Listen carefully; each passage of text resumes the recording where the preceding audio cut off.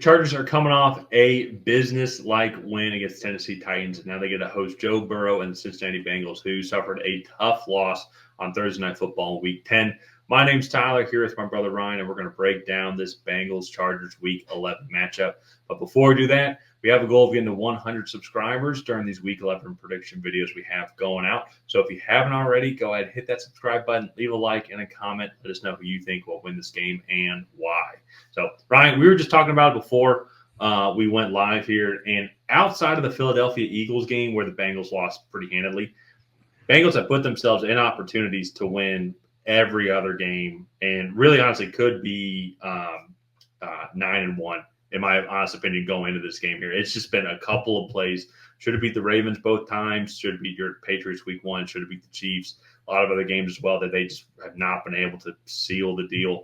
They've been battling some injuries on both the offensive and defensive side of the ball, such as like T. Higgins as well. Some injuries going on in the secondary, but they're going to be going up here into this match here against the Chargers, who are just a super solid team. Jim Harbaugh's got this team going really well, playing very solid football. They're starting to pick things up in the passing game a lot. Quinn Johnson and Justin Herbert have been making some good connections as well. Lad McConkey as well, Josh Palmer. Not the biggest names in the league, but they're working really well within the system. And they're just very solid. I think starting off with Justin Herbert being one of the best quarterbacks in the league, a very solid young offensive line as well. The defense is playing good football also. Want to throw it over to you because I think this is going to be a very unique matchup here between a very explosive Cincinnati Bengals team and a Chargers team that doesn't really beat themselves up too much. What are some of the key differentiators both teams need to take advantage of going into this matchup? Yeah, I mean, one of the big things for me is like this Chargers team, they're very well coached and they don't really beat themselves a lot. Like I think you go look at some of their games and they definitely have the explosive plays like with Lad McConkey and Quentin Johnson down the field. And I'm not trying to say that like they don't do that, but they're not like this super high powered offense. Like they've 22, 26, 10, 10, 23, 15, 26, 27, 27. Like they're probably right in the middle of the pack in points scored, but this is just they play good defense. They play well-disciplined defense, and they're just a hard team to beat because they don't really beat themselves. And while I think as this team gets more developed and Harbaugh is there for a few more years, they'll become more explosive on the offensive side of the ball. But I think right now they just kind of play it safe and do their thing on offense, play good defense, and just kind of capitalize on other mistakes. Where I feel like Cincinnati, this defense, Trey Hendrickson is having a good year, but everybody else on that defense is not having a good year, and that defense is not nearly as good as it has been in years past. But this offense, I feel like this offense is clicking on so many levels. They're doing a lot of really good things. Jamar Chase is having a good year. Joe Burrow is having a good year. Jamar Chase already almost has 1,000 yards receiving.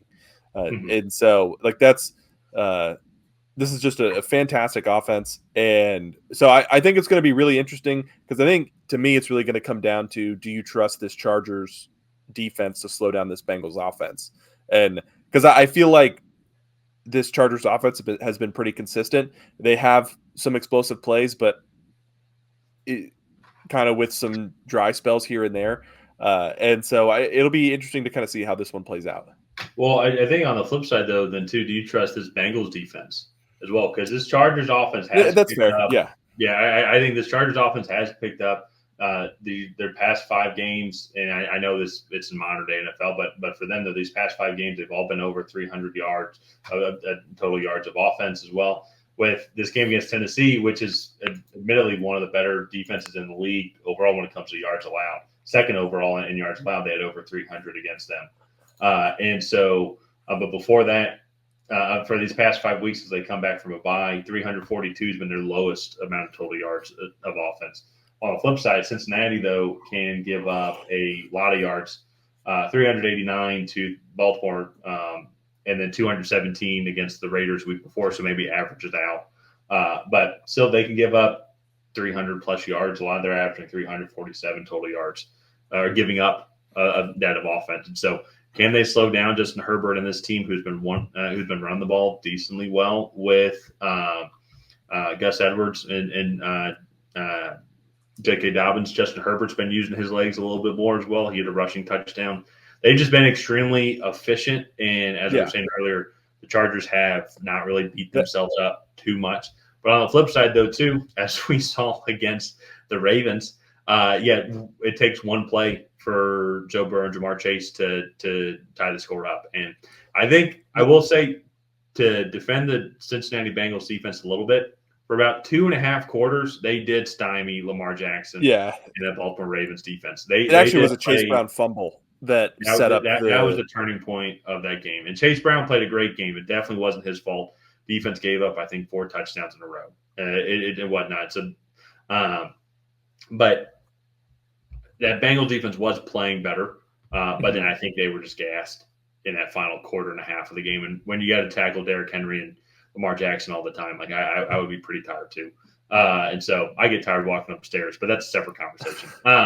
So with this thing, though, I think it's going to be something similar, though, with this Chargers offensive line. I think they're just going to grind down this Bengals defense. I think they're going to do decently well. The Chargers offense is pretty average overall when it comes to total yards. Technically, statistically, a little bit below average. 22nd overall in total yards, 22nd in passing yards, and 19th in rushing yards. But it kind of goes back to that they're just very efficient overall. They have a couple of dud offensive games in there as well. And that, I think that was the word in my intro that I was looking for, was just efficient. They are very efficient on that side of the ball. They don't make a lot of mistakes. They don't have a lot of turnovers. But like, I think you look at the Bengals, and like the Bengals are explosive. The Bengals make big play after big play on that offensive side of the ball. And it's just kind of like which one wins out in this particular matchup. Mm-hmm. Yeah. And that's where I think what's going to remind me of this here is when the Chargers beat the Broncos. And now the Broncos don't have the explosive offense at all, but the Chargers got up to a big lead in the first half, and Broncos were making some mistakes. And that's why I'm going to be curious about that. It's going to be, if the Chargers can get a lead early and can kind of control the clock, make the Bengals have to try and get those explosive plays, which it's not going to be as easy to do since this Chargers defense is going to be better at stopping the pass and the run compared to the Baltimore Ravens defense. I think it will be interesting on how this team, on how the Bengals can try and bounce back from that, because it's going to be more pass pressure than I think what they experienced, even though the offensive line also did a good job against Baltimore Ravens as well, I thought. So maybe that's an improvement, but you're going to be going up against Joey Bosa and Khalil Mack and just a great defensive front seven in general from the Chargers. But at the same time, though, too, Asante Samuel Jr. still on IR. A couple other injuries that they're having to deal with on the Chargers defensive side of the ball. Can they stop Jamar Chase? Can T. Higgins come back and play efficiently? Can other guys continue to keep rising up like Andre Oshavash? Tanner Hudson had a touchdown as well. Mike Gesicki's been a good free agency addition. Key guys that the Chargers are going to have to match up well against. So this is going to be a very unique game. These games are always fun when the teams are kind of opposite of one another. Like, as we've mentioned throughout, the explosiveness of the Cincinnati Bengals, while like the very calm and efficient, don't beat yourself up, Los Angeles Chargers offensive team, and defensively as well too. I would say they don't give up too many explosive plays either. So it's going to be a fun one. I think going into predictions here, I keep going back and forth in my head. A lot of great games going on. I will say, the way that this Bengals team is playing, because there's also a lot on the line here when it comes to the playoffs as well, because there's only so few actually, I think, legitimate AFC playoff teams. And I think I'd say half of the AFC is like legitimate playoff teams. And so both the Bengals team and the Chargers team is one of them. They're going to be vying for a wild card spot at minimum. And so a lot of playoff implications here on the line. I think the Bengals they've been playing more like a team. I think it's going to sound weird, but that I think can go in and actually maybe make a deep Super Bowl run here, because they have that explosive offense. Really, only all their games that they've lost outside of that Eagles game has been by 1 or 2 scores. By a couple of points. I will say. So I think they're going to be more the playoff team. So because of that, I think they're going to be able to pull this one out. They've had a lot of close, tough losses. I think they're going to win this one here in Week 11. That was my thing. Is I just kind of feel like the Bengals are due. They're coming off a mini bye here, and so like I like this.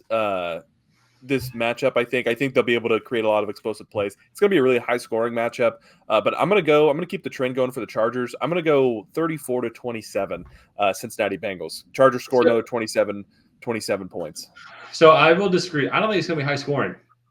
I think it's. Okay. I mean, I guess it depends on how you define high scoring, but like I think it'll be like a 21-17 victory, which is kind of low scoring. I think in today's NFL, high scoring. I think of like you're getting into the 30s, but I think Chargers going to be efficient.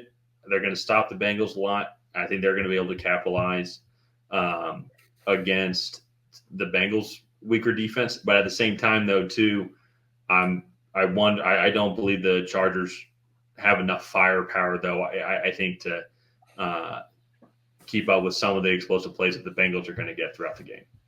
Okay. Yeah. I mean, I think it's going to be high scoring. I feel like the Bengals. The best thing for this defense is for them to get a lead, and then this defense can pin their ears back a little bit and get after the passer. So I think they're going to want to come out and put up a lot of points early, force the Chargers to have to keep up. So I think it'll be higher scoring. We're both taking the Bengals, though, just in different ways. Let's go ahead and wrap this one up here. If you guys have not already, please go ahead and like and subscribe. It is the best way to help out the channel. While you're down there, go ahead and leave a comment on who you think is going to come out ahead. Will it be the Cincinnati Bengals? Will it be the Los Angeles Chargers? Knowing that, we'll see you guys next time.